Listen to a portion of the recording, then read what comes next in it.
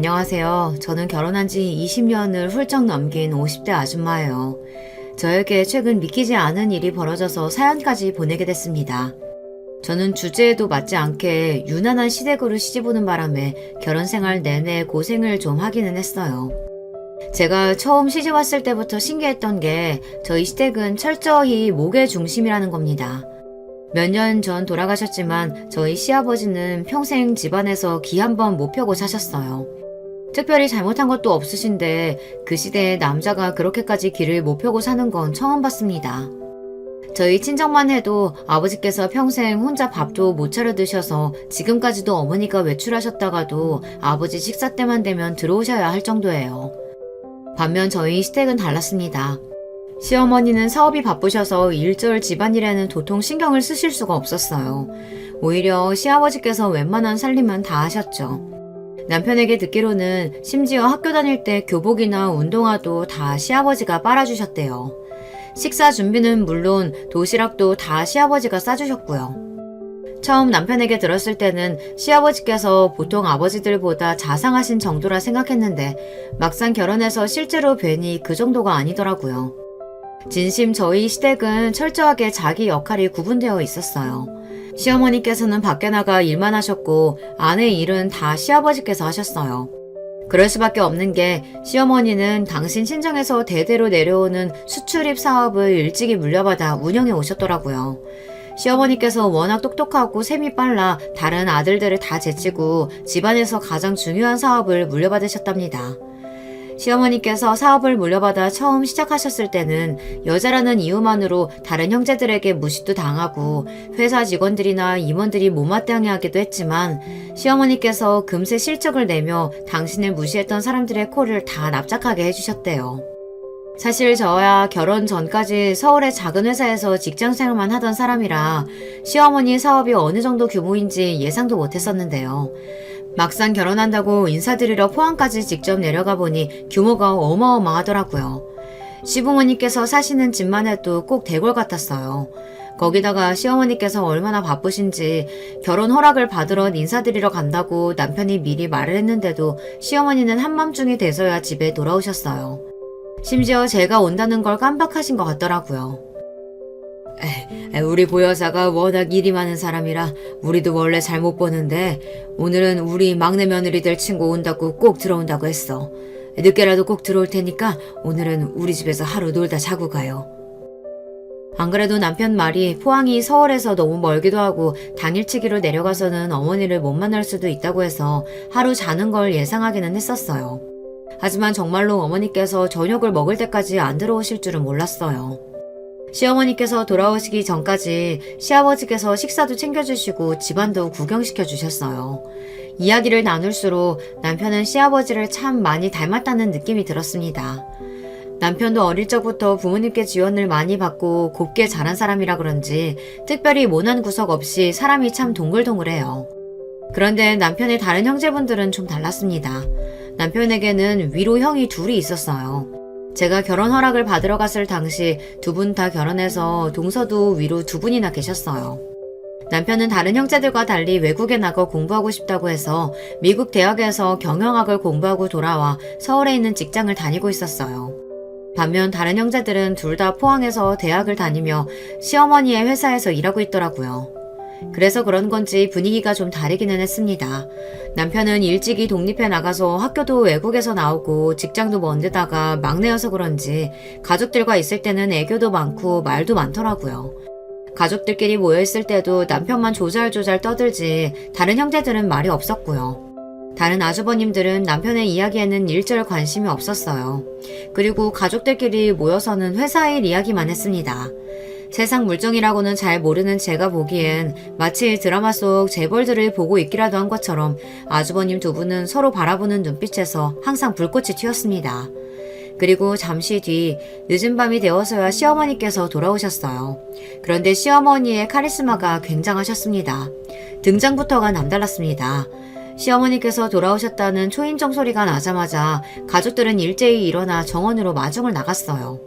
그때 정원 안으로 고급스러워 보이는 세단 3대가 줄지어 들어왔습니다. 저는 마치 뉴스에서나 본 듯한 장면 속에 들어와 있는 것 같았어요. 저는 너무 긴장해서 저도 모르게 목구멍으로 침이 꼴깍 넘어갔죠. 남편은 긴장할 거 없다고 했지만 이런 상황을 처음 보는 저로서는 손에 땀이 흥건해질 수밖에 없었어요. 시어머니는 벤츠를 타고 정원으로 멋지게 등장해 정장을 차려입은 비서의 수행을 받으며 차에서 내리셨습니다. 한눈에 보아도 우아한 차림의 시어머니는 그 늦은 시간에도 뒤에 있던 다른 차에서 내린 직원들에게 보고를 받으며 집 안으로 들어오셨어요. 시어머니의 뒤를 바짝 따른 아주버님들이 일에 관련해서 연신 본인들의 의견을 내세우고 있었습니다. 저는 순간 여기가 집이 맞나 싶었습니다. 꼭 회사 같았거든요. 하루 종일 일만 하고 들어와서 집까지 와서 또 일이야? 오늘 우리 막내 며느리 될 친구 온다고 했잖아. 같이 저녁은 못 먹어도 잠깐 앉아서 인사라도 해야지.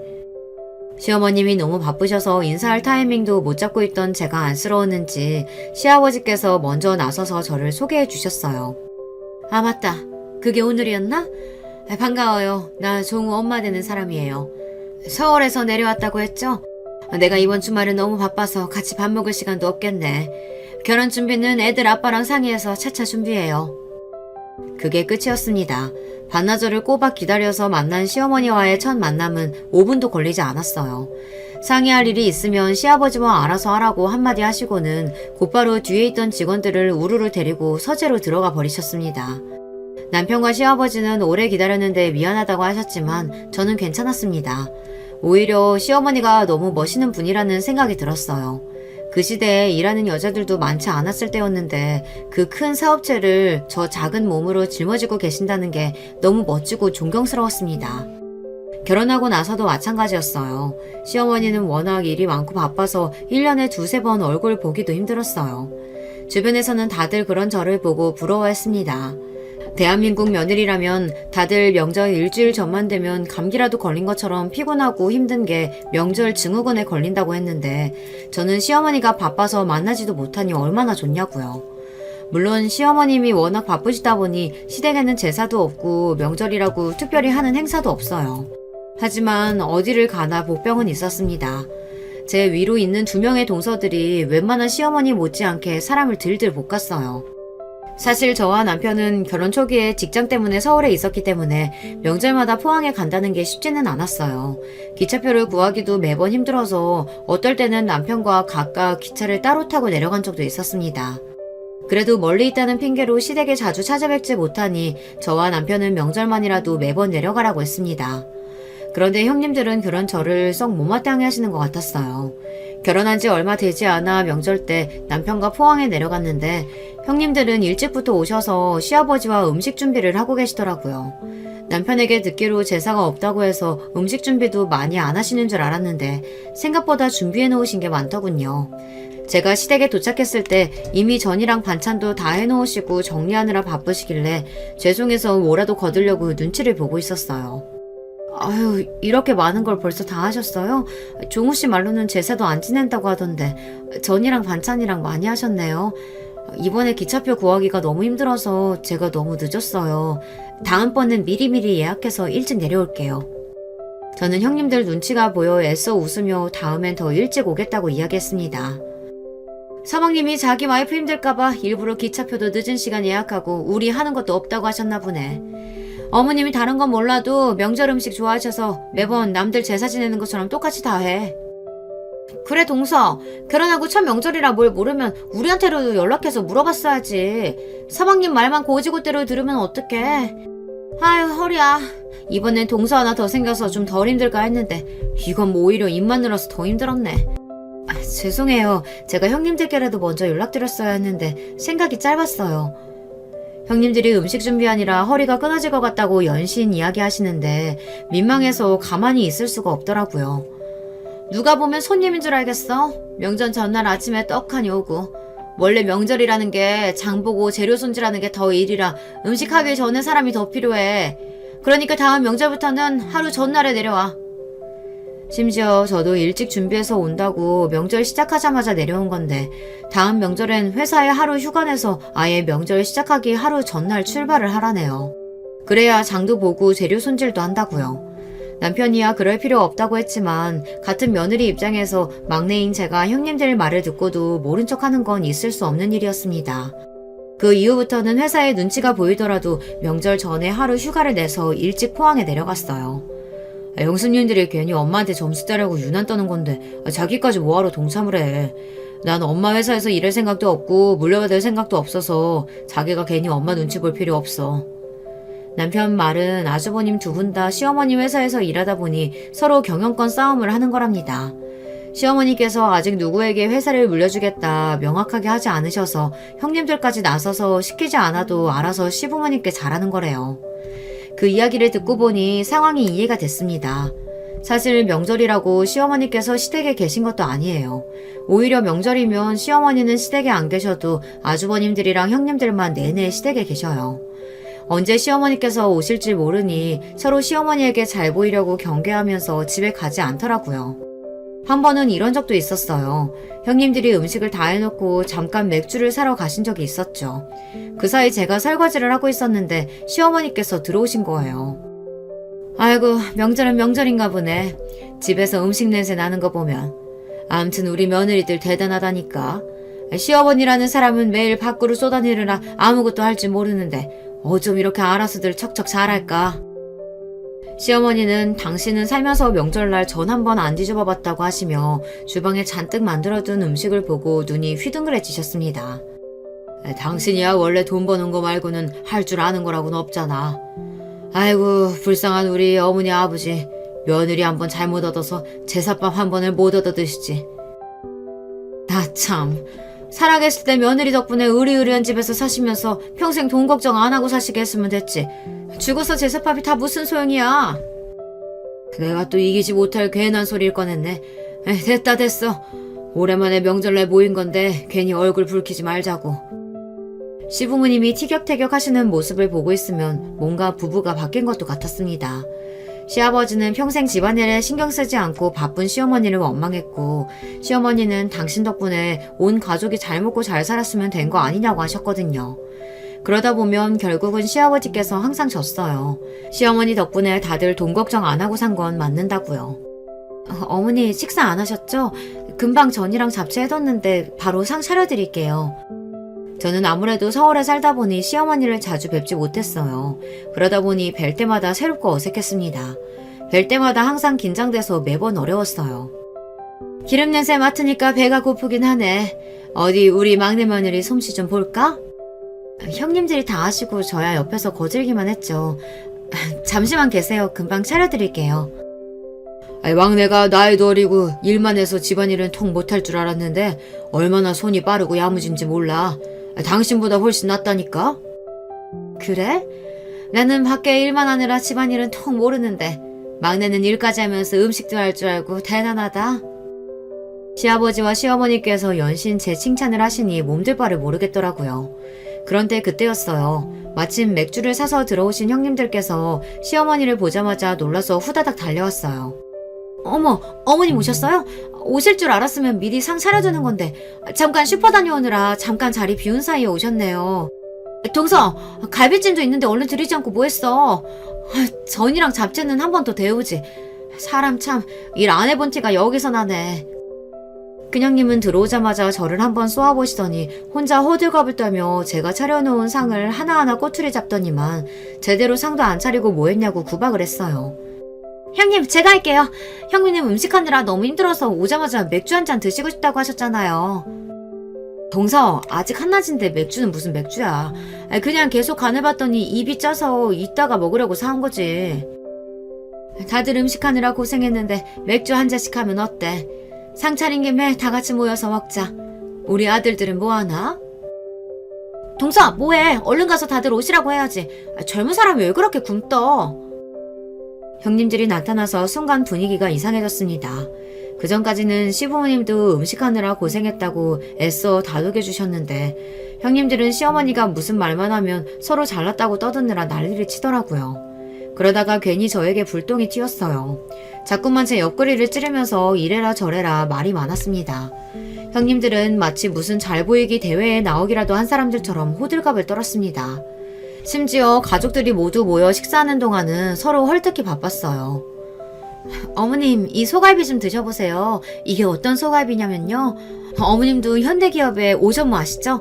오전무 아들 결혼할 때 저희가 좀 잘 챙겨줬더니 이번 명절에 고맙다고 이 비싼 소갈비를 보낸 거 있죠? 이 사람이 이렇게 거래처 관리를 잘한다니까요. 오전무면 나도 잘 알지. 예전에 구멍가게 할 때부터 열심히 하던 친구잖아. 내가 바빠서 요즘 통 못 만나서 그렇지. 거기야 우리 회사의 중요한 거래처야. 내가 말 안 해도 큰애 네가 알아서 잘 챙겨. 그럼요 어머니. 제가 당연히 알아서 잘하고 있죠. 근데 거래처에서 이런 뇌물 막 받아도 돼? 안 그래도 형 거래처 사람들하고 회식도 너무 자주 하고 개인적인 행사에도 너무 자주 다닌다고 직원들이 말들이 많던데. 하긴 옛날이나 서로 주고받는 게 미덕이었지. 요즘은 그러면 큰일 나요. 아유 근데 고기가 너무 질기다. 이거 국산도 아니고 호주산인가 봐요. 동서가 뭘 한다고 나서. 그리고 이거 내가 확인했는데 호주산 아니고 국산이거든. 그러니까요. 형님은 그 비싼 한우를 받으시면 어떡해요. 괜히 나중에 꼬투리라도 잡히면 어쩌려고. 저는 밥이 입으로 들어가는지 코로 들어가는지 모를 정도로 식사 자리가 불편했습니다. 그때였어요. 잠자코 아주버님들과 형님들의 대화를 들으시던 시어머니께서 자리에서 벌떡 일어나 식탁을 손바닥으로 내리치셨어요. 어허, 그만 안 해? 너희 둘 다 나이 들어서도 서로 못 잡아먹어서 안달이니 내가 너희 둘한테 마음 놓고 회사를 맡기겠어? 어이구, 한심해서 원. 결국은 시어머니께서 호통을 치고 나서야 아주버님과 형님들은 입을 딱 다물었어요. 열심히 서로 눈을 흘기고 있기는 했지만요. 당신이 몇 년째 애들 회사 데려다 놓고 연신 저울질만 하니까 그렇지. 그러니까 되도록 빨리 앞으로 회사 누구한테 맡길 건지 당신이 결정을 해줘.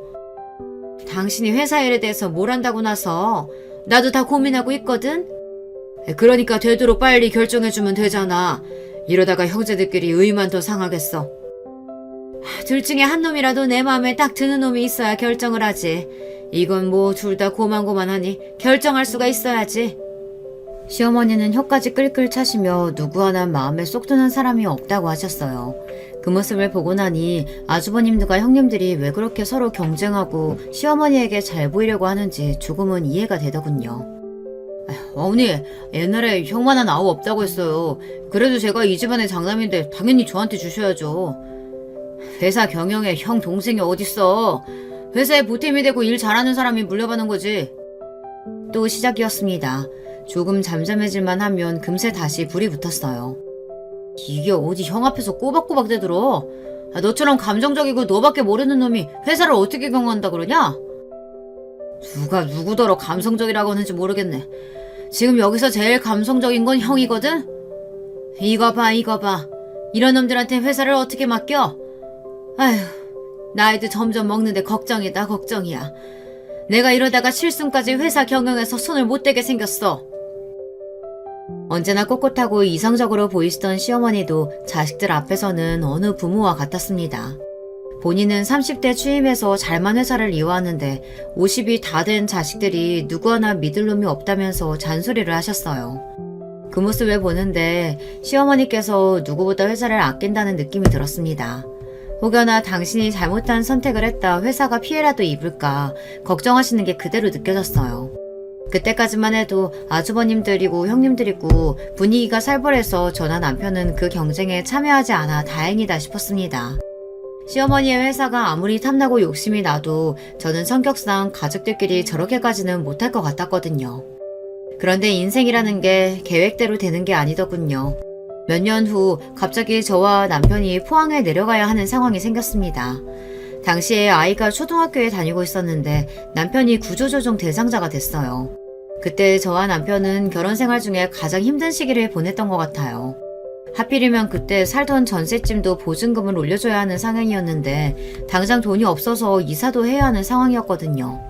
만약 남편이 회사까지 잘리면 저희는 당장 어떻게 해야 할지 앞이 막막했습니다. 친정 부모님도 몇 년 전 돌아가셔서 서울에 연고도 없었고 시부모님은 모두 포항에 계시니까요. 저는 막연하게 남편에게 시댁에 좀 도와달라고 하면 안 되느냐고 했어요. 돈 좀 빌려서 이사라도 하고 나면 새로 직장을 구하면 되니까요. 그런데 남편은 그럴 수 없답니다. 전세금 없다고 돈 빌려달라고 하면 어머님은 단번에 포항으로 내려오라고 할 거야. 저는 몰랐는데 사실 시어머니께서 몇 년 전부터 남편에게 포항으로 내려오라고 했다네요. 시어머니께서 수출입 사업을 하시다 보니 해외에 나갈 일도 많고 외국 기업들을 상대할 일도 많아서 항상 남편의 도움이 필요하다고 하셨대요. 그런데 남편은 서울에서 사는 게 좋기도 했고 이제와 포항으로 내려가서 형들 싸움에 끼고 싶지 않아 거절했다고 하더라고요. 그런데 지금 당장 회사에서 잘릴 수도 있는 상황이니 저희도 무작정 서울에서 버티고 있을 수만은 없었습니다. 그래서 결국은 포항에 내려가서 살기로 했습니다. 적어도 포항에 내려가면 일자리 걱정은 안 하고 살 수 있으니까요. 그렇게 포항 생활을 시작한 남편은 곧바로 시어머니의 회사로 들어가 일했고 저는 아이와 새로운 환경에 적응하느라 부단히 노력했습니다. 시부모님은 저와 남편이 내려와서 너무 좋아하셨지만 다른 가족들은 그렇지 않았어요. 아주버님들과 형님들은 갑자기 서울에서 내려온 저희를 탐탁지 않아 했습니다. 뻔하죠. 회사 지분 싸움은 이미 둘만으로도 충분한데 뜬금없이 나타난 막내 때문에 경쟁자가 하나 더 늘었으니까요. 저와 남편은 최대한 다른 가족들과 부딪히지 않기 위해 했었어요. 그리고 무엇보다 남편도 자기 시어머니의 회사에 관심도 없었습니다.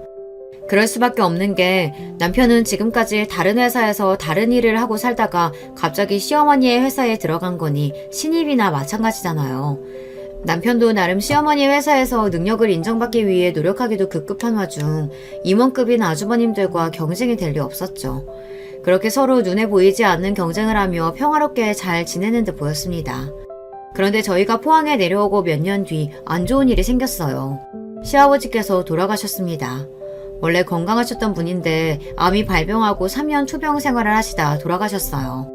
시아버지께서 돌아가신 뒤 많은 것들이 달라졌어요. 우선 시어머니께서 굉장히 힘들어하셨습니다. 항상 회사 일로 바쁜 시어머니의 곁을 40년 넘게 지켜주셨던 시아버지께서 하루아침에 사라지고 나니 시어머니께서 많이 외로워하시는 게 눈에 보이더라고요. 그런 시어머니를 위로하기 위해 가족들이 나서서 많이 애썼습니다. 큰형님은 시어머니를 모시고 살겠다고까지 했는데 시어머니께서 거절하셨습니다. 당신은 남편 말고 다른 자식들하고는 절대 못 산다고요. 그때도 큰 아주머님과 큰형님은 말이 많았어요.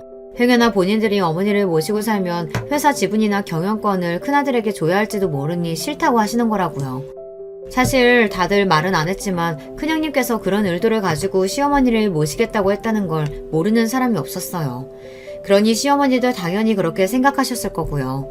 시어머니도 참 대단하신 게 그 정도 연세가 되셨으면 회사 일이고 뭐고 다 내려놓고 쉬고 싶으실 것 같은데 저희 시어머니는 그렇지가 않았습니다. 오히려 본인이 연세가 많아지니 혹여나 시대에 따라가지 못할까 공부까지 하셨어요. 그러시면서 끝까지 지분이나 회사 경영에 대한 이야기를 하지 않으셨습니다. 그러다가 비슷한 이야기를 시어머니께서 먼저 꺼내신 게 바로 80번째 생신날이었어요.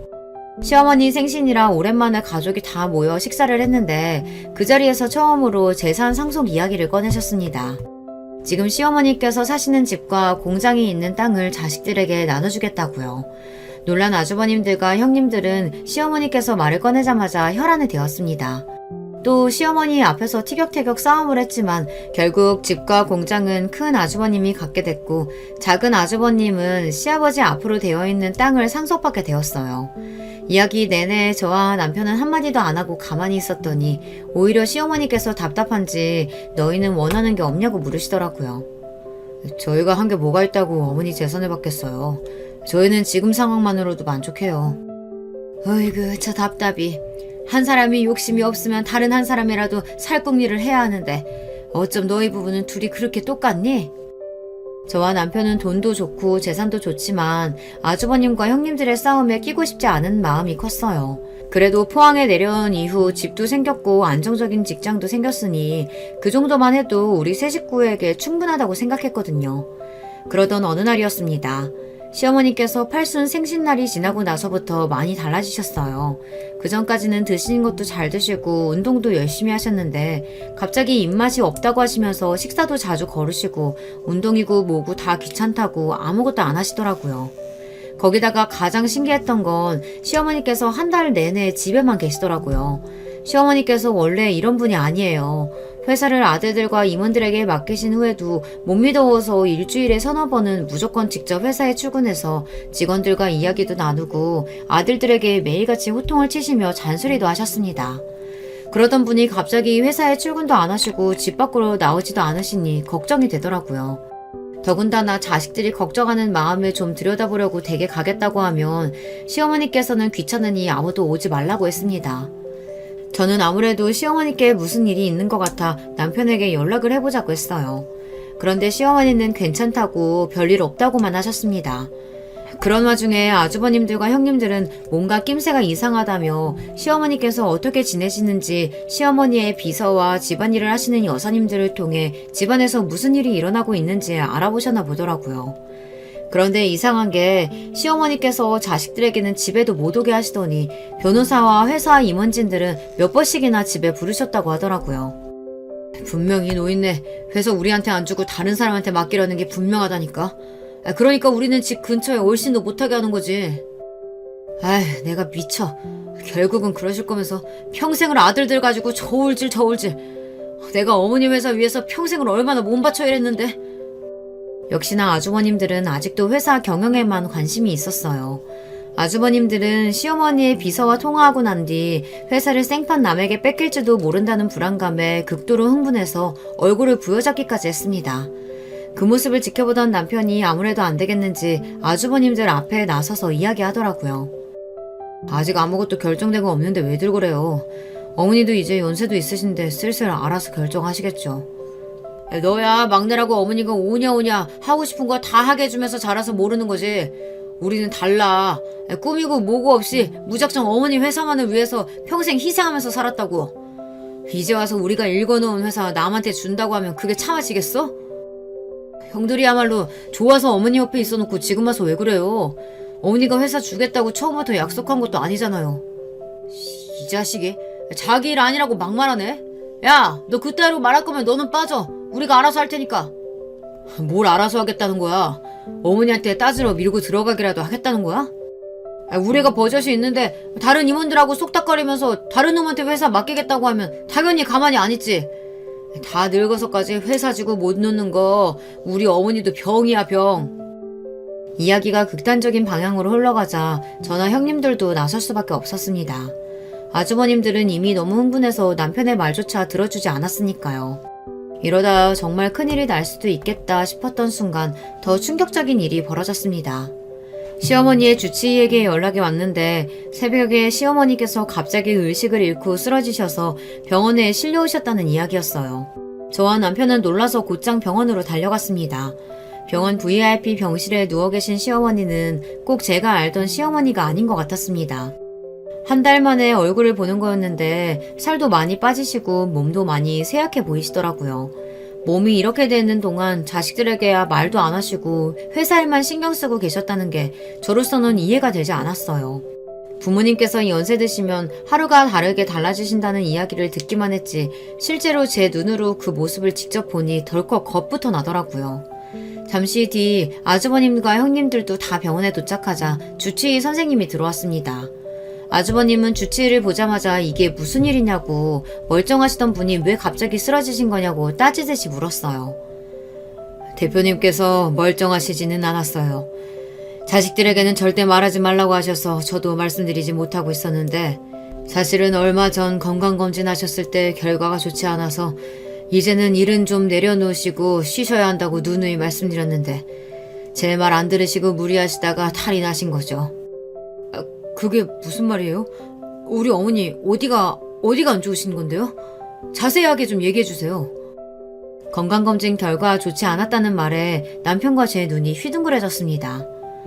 파킨슨병 초기 증상이 보여서 치료하면서 좀 쉬셔야 한다고 했는데 대표님께서 다른 분들보다 증세가 빠르네요. 치매 증상도 있으신 것 같고요. 순간 심장이 덜컥 내려앉는 것만 같았습니다. 시어머니께서 매년 생시 때쯤 맞춰서 건강검진을 하세요. 그럴 때마다 매년 사소한 문제도 없이 건강하다고 하셨는데 어쩐지 올해는 건강검진을 받고 나서도 말씀이 없으시더라고요. 그랬으니 저도 당연히 별일 없으신 줄 알았죠. 그런데 시어머니께서 파킨슨병 초기라는 진단을 받으신 거죠. 그래서 지난 한 달 동안 집 밖에도 안 나오시고 약물 치료를 하고 있으셨나 봐요. 대표님 아시잖아요. 워낙 건강하셨던 분이기도 하고 강한 분이시라 어떻게든 자식들에게 이야기하지 않고 치료 받으시려고 했는데 아무래도 본인에게 갑자기 이런 일이 생겼다는 스트레스로 마음고생을 좀 하신 것 같아요. 아무래도 파킨슨이라는 게 몸에 힘도 많이 빠져서 마음대로 안 움직여지고 전처럼 활동도 할 수 없으니 많이 힘드셨던 것 같아요. 저는 주치의의 이야기를 듣는 동안 눈물이 나서 참을 수가 없었습니다.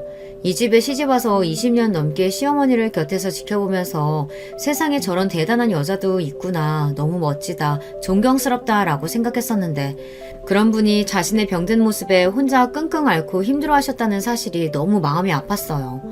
아마 시아버지께서 곁에 계셨다면 달랐을 거예요. 누구보다 시어머니를 잘 알고 항상 걱정하시는 시아버지께서 이 사실을 알았다면 어떻게든 시어머니의 치료에 힘을 쓰셨을 겁니다. 저는 시아버지께서 안 계신 이 현실이 더 슬프게 다가왔어요. 생각하면 생각할수록 사람 인생이라는 게 참 허망합니다. 그런 와중에 자식들은 어머니의 건강을 걱정하는 게 아니라 다들 자기 걱정만 하고 있으니까요. 그럼 어머니께서 앞으로 몸도 제대로 못 가누시고 정신줄도 아예 놓아버리신다는 이야기예요? 형님, 딱 보면 몰라요. 지금도 어머니 봐요. 아까부터 누워서 꿈뻑꿈뻑 눈만 뜨고 계시잖아요. 그랬습니다. 시어머니께서는 한참 전에 눈을 뜨고 일어나셨지만 저와 남편이 눈을 맞추고 이야기를 해도 가만히 멍하니 바라보시다 허공으로 눈을 돌리셨어요. 그러고는 한동안 말이 없으셨습니다. 저런 정신 가지고도 곧 죽어도 일하시겠다고 매일 변호사에 임원들만 불러내신 거구만. 자식들한테는 말도 안 하고. 둘째, 너 뭐해? 지금 당장 변호사한테 전화해서 이리로 오라고 해. 이래서 생신날 급하게 집이랑 공장 주신다고 한 거구나. 본인 아픈 거 알고 우리가 안 모시겠다고 할까봐. 아휴, 소름 돋는 양반. 어머머, 그랬어. 지금까지 한 번도 당신 집 주시겠다는 말도 없으셨던 분이 갑자기 집을 팔아서 나눠준다고 하길래 무슨 일인가 했더니만 자식들한테 모시라고 하려고 하신 거구나? 아무튼 우리 어머니 대단하시다니까. 젊어서 같이 살자고 그렇게 이야기할 때는 들은 척도 안 하시더니만 본인 수중 못 쓰게 되니까 자식들 부려먹으려고 하신 거지 뭐. 50년 가까이 한 회사의 대표로서 항상 가장 높은 자리에 계셨던 시어머니께서도 늙고 병드니 어쩔 수 없더군요. 언제나 시어머니 말이라면 하늘의 별이라도 따올 것 같았던 자식들도 어머니께서 하루하루 쇠약해지며 정신이 오락가락 하시니 단번에 요양원 이야기부터 하더라고요. 80 넘을 때까지 자식들한테 큰 소리 치면서 사셨으면 건강하게 잘 사신 거야. 우리도 조금 있으면 환갑인데 모시긴 어떻게 모셔? 당연히 요양원으로 모셔야지. 그럼 여기 우리 어머니 성격 모르는 사람 있어? 그동안 우리 아버지니까 몇십 년 부부를 산 거지. 다른 사람은 누구도 우리 어머니 비유 못 맞춰. 저거 봐. 늙어서 정신 오락가락 하시면서도 고집 부리고 자기 마음대로 하려고 했잖아. 항상 서로 못 잡아먹어 안달이던 아주버님들이 이럴 때는 합이 척척 맞더군요. 다른 사람도 아니고 형들이 어떻게 단번에 어머니를 요양원에 보낸다고 말할 수가 있어? 형들 평생 어머니한테 회사 달라고 저러다가 결국은 어머니 집이랑 공장이랑 다 나눠 가졌잖아. 그 정도 받았으면 형들이 알아서 모셔야 하는 거 아니야? 무슨 일이 있어도 형들에게 싫은 소리 한 번 안 하던 남편이 아주버님들의 이야기를 듣다 화가 나기는 했는지 웬일로 큰 소리를 치더군요. 서방님, 말 이상하게 하시네요. 그깟 재산 좀 받으면 며느리가 시어머니 꼭 모셔야 하는 거예요? 저도 이제 나이 많아요. 여기저기 안 아픈 데가 없다고요. 그래요. 어머님이 회사 경영권 넘겨주신 것도 아니고 그깟 집이랑 공장 좀 받았다고 우리가 왜 시녀노릇을 해요? 제가 언제 형수님들한테 시녀노릇하라고 했어요. 자식이 셋이나 했는데 아무리 그래도 요양원은 아니라는 거죠. 아주버님들이랑 형님들 말이 무조건 틀린 말은 아니라는 거 저도 압니다. 형제들 나이도 이제 다들 환갑이 다 됐으니 정신도 온전치 않고 연세도 드신 노모를 모신다는 게 쉬운 일은 아니죠. 하지만 아무리 그래도 버젓이 어머님을 앞에 두고 상의할 일은 아닌 것 같았어요. 아주버님들, 아무리 그래도 지금 당장 여기서 결정할 일은 아닌 것 같아요. 조금 더 생각해보고 다 같이 상의해서 결정하죠. 아무리 못 알아들으신다 해도 시어머니도 계신 자리에서 자식들끼리 언성 높이며 싸우는 게 아무래도 마음이 걸렸어요. 저는 먼저 나서서 그만하시라고 했습니다. 그런데 이미 다들 예민해질 대로 예민해져서는 제 말도 안 좋게 들리나 보더라고요. 지금 여기가 막내 동서가 낄 자리야? 요양원에 보내든 말든 우리가 알아서 할 테니까 동서는 좀 잠잡고 있어. 작은 형님이 단번에 제 말을 끊었습니다. 그런데 그때였어요. 시어머니께서 갑자기 서럽게 울기 시작했습니다. 싫어, 싫어. 나 요양원은 절대 안 가. 가기 싫다고. 그러니까 나 절대 요양원 보내지 마. 바로 좀 전까지 뭘 물어도 대답도 안 하시던 시어머니께서 자식들이 요양원 보내려는 건 바로 알아들으셨는지 가기 싫다고 펑펑 울며 애원하시더라고요. 그 모습을 보는데 저는 다시 눈물이 울컥했습니다. 그 당당하고 멋지던 시어머니께서 어쩌다 저렇게 되셨나 해서요. 어머, 저 노인네 정신 오락가락하면서도 곧 죽어도 요양원 안 가겠다고 하는 거 봐. 아휴, 무서워. 그러니까요. 소름 돋게 왜 저래 진짜. 평생 돈 좀 있다고 며느리들 무시하고 자기 잘난 맛에 사시더니 저 꼴 보니까 쌤통이긴 하네요. 형님들은 해도 해도 너무했습니다. 바로 얼마 전까지만 해도 시어머니만 보면 어떻게든 눈에 들려고 아부란 아부는 다 떨면서 알랑방귀를 끼더니만 시어머니께서 치료약에 취해 비몽사몽 하시니 자기들끼리 킥킥거리며 속삭이는데 덜컥 화가 나더군요. 정말 다들 너무하시네요. 그만 좀 하세요. 형님들은 어머님이 불쌍하지도 않아요? 어머, 깜짝이야. 동서 왜 갑자기 소리를 지르고 그래? 그리고 어머님이 불쌍하긴 뭐가 불쌍해. 이제 살 만큼 사신 데다가 어차피 정신도 온전치 않은데. 맞아요. 그리고 어머님도 다 늙어서 괜히 자식들이랑 살며 그 눈치 받고 구박받느니 편하게 요양원에 가시는 게 더 나으실 수 있을 거예요. 사람의 바닥을 본다는 게 바로 이런 걸 보고 이야기하는 것 같아요. 바로 얼마 전 시어머니께서 변호사를 불러 재산 상속에 대해서 이야기할 때는 서로 조금이라도 더 가지려고 별 요란을 다 떨더니 시어머니께서 끈떨어진 퇴물이 되고 나니 본색을 드러냈죠. 요양원 이야기 좀 제발 그만하세요. 어머님께서 정신없는 와중에도 저렇게 싫다고 하시잖아요. 그냥 저희가 알아서 모실 테니까 형님들은 신경 쓰지 마세요. 저도 그 순간 왜 그런 말이 튀어나왔는 줄은 모르겠지만 진심이었습니다. 시어머니께서 절대 이런 취급을 받을 분이 아닌데 이런 말도 안 되는 소리를 듣고 계신다는 게 너무 화가 났어요. 동서, 너무 웃긴다. 시어머니 정신도 없으신데 갑자기 왜 착한 척이야? 그래놓고 본인이 어머니 모실 테니 어머님이 우리한테 준 재산 다시 다 토해내라고 하는 건 아니지? 그러게. 집불도 없으면서 어머님이 우리한테 재산 다 넘길 때는 자존심 세우면서 필요 없다고 하더니만 지금 와서 뺏으려는 거면 너무 어이없지. 삼형제 중에 힘들어도 우리 집이 제일 힘들어요. 아주머님들이야 평생 어머니 회사에서 일하시며 임원급으로 사셨지만 저희 남편은 서울에서도 박봉으로 일하다가 그마저도 다 날리고 포항에 내려왔으니 시작 전부터가 달랐죠. 안 그래도 포항에 처음 내려왔을 때 시어머니께서 집을 사주신다고 했었어요. 그런데 남편이 거절했어요. 시어머니께서 항상 당신 회사에 들어와 일하라고 했는데도 남편은 거절하고 본인이 하고 싶다는 공부하겠다고 몇 년씩 미국에 가 있기도 했잖아요. 직장도 자기 마음대로 서울에 다녔으니까요. 어머니의 말을 거역하고 마음대로 살았는데도 결국은 실패했다는 자존심에 남편은 포항에 와서도 시어머니의 도움을 일절 받지 않았어요. 그러다 보니 시어머니께서 최근 재산 상속에 대해 이야기하실 때도 남편은 형들처럼 싸우고 싶지 않아 뒷짐지고 있었죠. 됐어요. 그깟 재산 저희는 처음부터 관심도 없었어요. 형님들이나 다 가지세요. 저도 제가 이렇게 욱하는 성격인 줄은 몰랐습니다. 남편도 그날 제 행동에 놀랐대요. 여보, 너무 고마워. 내가 하고 싶어도 당신한테 염치가 없어서 못했던 말이었는데 당신이 먼저 해줘서 너무 고마웠어. 고맙긴 뭘. 그래도 포항 내려와서 우리도 어머님 아버님 도움 많이 받으면서 살았잖아. 이제라도 어머니께 보답할 수 있어서 다행이지 뭐. 며칠 후 태어난 시어머니를 모시고 우리 집으로 왔습니다. 시어머니 오시기 전에 미리 주치의 선생님께 물어서 시어머니 방도 새로 꾸며드렸어요. 지금이야 걷고 움직이시는데 많이 불편하진 않지만 앞으로 휠체어를 타게 되실 수도 있다고 해서 동선을 최대한 편하게 꾸몄습니다. 그래도 병원에서 치료받은 게 효과가 있었는지 시어머니 얼굴은 훨씬 많이 좋아지셨더라고요. 그런데 시어머니께서 우리 집에 오신 바로 다음날 말도 안 되는 일이 벌어졌습니다. 그날 아침부터 시어머니께서 너무 답답하다고 산책 가자고 하셔서 아침밥을 차리다 말고 시어머니를 모시고 집으로 나왔어요. 슬슬 걸어 공원까지 다녀오려고 했는데 뭔가 이상한 느낌이 들어서 몸을 돌렸습니다. 그런데 그때 말도 안 되는 광경을 보고야 말았어요. 제 뒤로 벤츠 세단들이 줄지어서 저와 시어머니의 주변을 도열하고 있었습니다. 어머, 이게 다 무슨 일이야? 그 순간 더 까무러질 뻔했던 게 시어머니께서 제 손을 지그시 잡아주셨습니다. 막내야, 고맙다.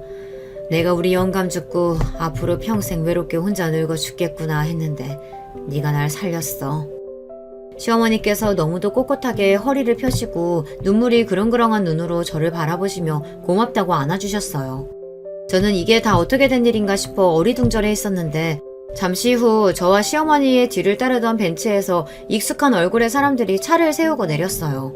차에서 내린 사람들은 바로 시어머니의 비서와 변호사였습니다. 대표님께서 갖고 계신 회사 지분의 50%를 막내 며느님에게 양도하시기로 하셨습니다. 저는 순간 어원이 벙벙해서 말문이 턱하니 막혀버리고 말았어요. 그리고 그 와중에 어머님께서 허리도 펴시고 말도 또박또박 하시는 게 신기했습니다. 어머님, 몸은 괜찮으신 거예요? 으이그 답답아. 이 와중에 내 몸이 문제야? 나는 이제 다 늙었는데 언제 죽어도 안 이상하지. 시어머니는 오히려 그런 제가 답답하다는 듯 미소를 지으시며 다시 저를 안아주셨습니다. 이 일이 다 어떻게 된 거냐면요. 시어머니께서 최근 검진에서 파킨슨병 초기 진단을 받으신 건 맞다네요. 하지만 바로 치료를 시작하신 덕분에 증세가 많이 호전돼서 앞으로도 계속 치료만 받으면 될 거래요. 그리고 치매 증상이 있다는 이야기는 거짓말이었습니다. 몇 개월 전 시어머니 생신 때 시어머니께서 갑자기 재산 상속 이야기를 꺼내신 게 사실은 아주버님 두 분이 나눈 대화를 우연히 알게 되셨대요. 두 분이 술을 드시면서 어머니에게 회사 대표직은 아니더라도 주식 양도만이라도 받을 수 있게 잘 구슬려 보자고 했나 보더라고요. 그러면서 주식만 받으면 지금처럼 노예로 살지 않아도 된다고, 그때는 어머니에게 벗어나 자유롭게 살겠다고 했대요. 그 이야기를 듣게 된 시어머니는 아들들에게 실망하신 것 같아요. 그동안 회사를 물려받으려고 당신한테 잘한 거야 진작 알고 있었지만 부모에 대한 마음이 정말 재산 말고는 관심이 없는 건가 싶어서 많이 외로우셨대요. 그래서 주치의에게 부탁해 치매 이야기를 하게 된 겁니다. 과연 다 잊어버리고 잃게 된 어미에게 자식들은 어떻게 반응할지 궁금해서요. 그리고 그중 가장 자신을 위하는 자식에게 회사 지분을 주기로 마음먹었다고 하시더라고요. 그렇게 저에게 생각지도 못한 선물이 생겼습니다. 사실 저는 회사 일에 대해 전혀 모르다 보니 지분이 뭔지 50%가 얼마나 큰 숫자인지도 몰라요. 그래서 시어머니에게 필요 없다고 했습니다. 하지만 시어머니는 그럴 수 없다고 했어요. 이제 내가 언제 죽어도 이상할 게 없는 나이인데 내가 지분 정리도 안 하고 갑자기 죽어봐라. 저 못된 년놈들이 가만히 있겠어? 제일 현명하고 착한 네가 제일 많은 지분 가지고 있어야 우리 회사 지금처럼 지킬 수 있는 거지. 네 남편이랑 잘 상의해서 내 회사 잘 좀 지켜줘. 시어머니의 간절한 눈빛에 저는 더 이상 거절할 수가 없었습니다. 덕분에 50이 넘은 나이에 저는 요즘 회사에 매일 출근해서 시어머니와 임원분들에게 회사 일을 배우고 있어요. 남편도 많이 도와주고 있고요. 물론 갑작스러운 상황에 당황한 건 저보다 아주버님과 형님들이었어요. 한동안 난리가 났었어요. 아주버님들은 시어머니에게 쫓아가 자식들을 가지고 어떻게 이런 사기를 칠 수 있냐, 그렇게 난리를 쳤고, 형님들은 매일같이 저를 찾아와 행패를 부리며 당장 시어머니에게 지분을 받지 않겠다고 하라고 했어요. 하지만 저는 들은 척도 하지 않았습니다. 물론 형님들이 와서 소리를 지를 때마다 가슴이 쫄리기는 했지만 애써 당당하게 있었어요. 이제 저는 예전에 순진했던 막내 동서가 아니라 어머니께서 평생을 바쳐 일궈낸 회사의 최대 지분자니까요. 그리고 가장 중요한 건 세상에서 가장 든든한 시어머니께서 제 뒤에 계시다는 겁니다. 끝까지 난리를 칠 것 같던 아주버님들과 형님들도 이제는 현실을 받아들이기로 했는지 시어머니에게 남은 지분 50%를 어떻게든 받아내기 위해 혈안이 되어 있어요. 다시 보기 꼴사 나올 정도로 아부를 해요. 저에게도 마찬가지고요. 동서, 우리가 벌써 가족으로 산 지도 20년이 넘은 거 알지? 어머니께서 동서 제일 이뻐하시니까 우리 얘기 좀 잘해줘. 어차피 우리가 다 나눠 가져도 동서보다 지분 약하잖아. 그러게, 우리가 아무리 바랄게도 어차피 동서는 못 이기는데 너그럽게 어머님한테 좋게 이야기 좀 해줘. 참, 동서 회 좋아하지? 우리 오랜만에 나가서 회 먹을까? 내가 살게. 부담스러워 죽겠습니다. 하지만 매일 기호반장하고 재수없던 형님들이 제 앞에서 어쩔 줄 몰라 머리를 조아리는 모습이 마냥 싫지만은 않아요. 당분간은 좀 즐겨보려고 합니다. 요즘 저의 가장 큰 관심거리는 회사 일과 시어머니의 건강이에요. 파킨슨병이 치매에 걸릴 확률이 높다고 해서 저는 매일 밤 시어머니와 고스톱을 칩니다. 치매 예방 차원에서 말이죠. 저에게 이런 영화에서나 나올 법한 일이 생길 줄 몰랐는데 요즘 같으면 참 인생이 살만하다는 생각이 듭니다. 저의 인생 이야기 끝까지 들어주셔서 감사해요. 여러분께도 영화에나 나올 법한 기적 같은 일이 생기시길 바라겠습니다. 감사합니다. 안녕하세요. 이제 칠순이 조금 지난 할머니입니다. 저는 살아온 삶이 순탄치 않았습니다. 하나뿐인 아들내미 하나 바라보며 평생을 헌신해왔고 이제야 말년을 좀 즐겁게 보내나 싶었더니 글쎄 어쩌면 세상이 저를 또 그렇게 가만 안 두는지요. 벌써 10여 년이 지난 얘기인데 문득 생각이 나서 여러분께도 들려드리고자 이렇게 몇 자 적어보내니 함께 들어주셨으면 좋겠습니다. 먼저 제가 살아온 얘기를 좀 하겠습니다. 저는 한국전쟁이 끝난 지 얼마 안 되었을 때쯤 북새통이나 다를 바 없었던 부산의 한 시골 마을에서 장녀로 태어났습니다. 여담입니다만 부산은 서울처럼 사거리 신호등보다 회전교차로가 훨씬 많은 것 다들 아시죠? 그것은 6.25 때 부산에 몰려든 수많은 인구가 많이들 정착을 하면서 도시계획이 제대로 세워지지 않은 상태로 인구 밀도에 따라 그때그때 구획을 정비해 나가다 보니 도로를 가지런히 정비할 수 없었기 때문이라고 해요. 그만큼 제가 자랐던 부산은 정말 사람도 많고 사건도 많은 곳이었습니다. 지금 서울이랑 수도권이 북적북적이는 건 못지않게 그 시절 부산도 정말 북적북적했답니다. 전쟁 직후라 정말 정비가 하나도 안 되어 있던 동네의 모습이 아직도 눈에 선합니다. 심심치 않게 미군 군복을 입은 코쟁이 아저씨들도 자주 보았습니다. 어릴 때는 그 아저씨들 따라다니면서 그들이 던져주는 미제 간식들을 얻어먹는 게 낙이었습니다. 부모님은 동네에서 조그만 식당을 하셨는데 꽤 장사가 잘 되었습니다. 워낙 사람들이 많았던 동네라 점심시간이 되면 북새통을 이루었기 때문에 저는 과장 조금 보태서 걸음마 할 때쯤부터 식당 일을 도와야 했습니다. 그래도 가게가 성황을 이루었던 덕분에 대한민국이 찢어지게 가난하던 시절이었어도 저희 남매들은 무난하게 어려움 없이 잘 자랐습니다. 이렇게 남은 인생도 다 순탄하고 무난했으면 좋으련만 성인이 되면서부터 제 삶은 하나둘 어려움이 생기기 시작했습니다. 아버지가 갑자기 쓰러지시면서 어머니가 아버지 병수발에 대부분의 시간을 쏟게 되었고 어릴 적 어깨너머로만 배웠던 식당 일을 장녀인 제가 온전히 봐야 했습니다. 졸지에 가족의 생계를 책임져야 하는 가장이 된 것이지요. 그때가 막 대학교 2학년 때쯤 되었을 때인데 한창 동기들과 놀러 다닐 꽃 같은 시기에 학업을 그만두고 가게 일에 집중을 하게 되었습니다. 엄마가 가끔 도와주시긴 했지만 사실상 온전히 제가 식당을 물려받아 운영해야 했습니다. 그렇게 동생들도 다 공부시키고 대학도 보내고 장가도 보냈으니 장녀와 가장으로서의 역할을 충분히 다했다고 봅니다. 장사라고는 해본 적 없지만 그래도 엄마 아빠 밑에서 배워온 솜씨와 어렸을 적부터 단골인 손님들의 도움으로 식당 일은 금방 적응을 했습니다. 남동생들도 한 번씩 일을 도와주었고요. 하지만 꽃다운 나이에 생계에만 몰두해야 하는 제 상황이 서글프기만 했습니다. 그렇게 일찌감치 부모님의 식당을 물려받아 20대 대부분의 시간을 보내고 있을 무렵 제 또래보다는 비교적 늦게 선자리가 들어왔습니다. 상대방은 건넌 마을에 있는 초등학교의 교사였는데 건실하고 착한 청년이었습니다. 그때까지 연애라고는 한 번도 해본 적이 없었고 동생들도 책임져야 했기 때문에 결혼도 거의 포기하고 있었습니다.